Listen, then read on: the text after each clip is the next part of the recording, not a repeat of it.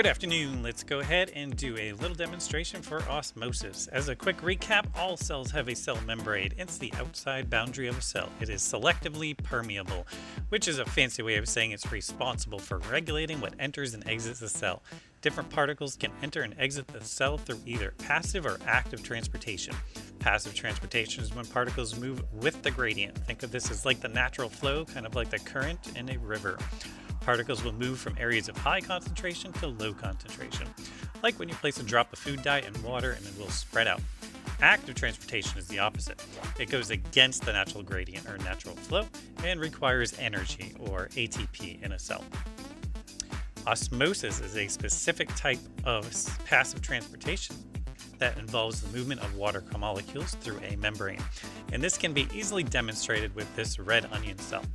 So first we are looking at the onion cell with tap water. So you can see a typical plant cell. Notice the plant cells are a lot more boxy compared to the animal cell that you're going to see in a little bit. The fresh water is essentially what we call a hypotonic solution, meaning there is less solute or dissolved stuff outside of the cell than inside. Cells want to even out, so the water will move into the cell, and this will bring equilibrium, which will cause the cell to swell. Though this is not super noticeable in this example because there are solutes in tap water. If we were using distilled water, it would be much more noticeable.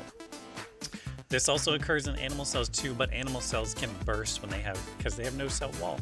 This is why if you've ever had an IV, if you're dehydrated, go to the hospital, get an IV, you don't get pure water put in you, you get a saline solution, a little bit of salt content in there to match the concentration of the solutes in your blood, and that'll prevent your cells from bursting.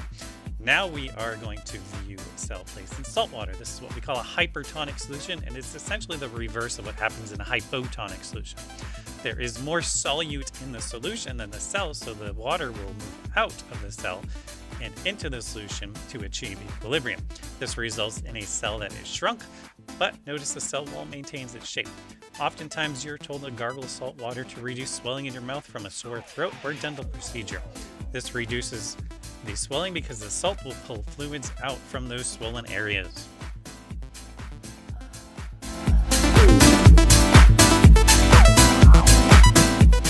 Next, we are going to take a close-up look at one of my cheek cells, or a couple of my cheek cells.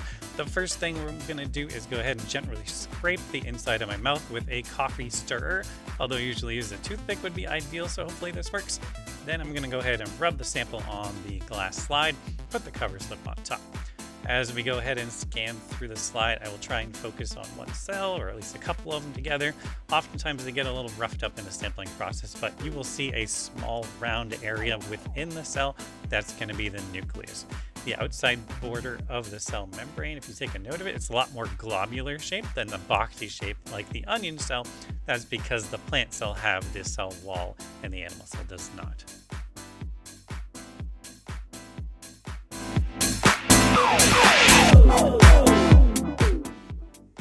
Let's go ahead and take a look at some yogurt. Many food items are made using organisms through various processes, including fermentation. Yogurt is cultured milk, meaning it's essentially made by warming milk and then adding bacteria to provide a nice place for the bacteria to grow and reproduce.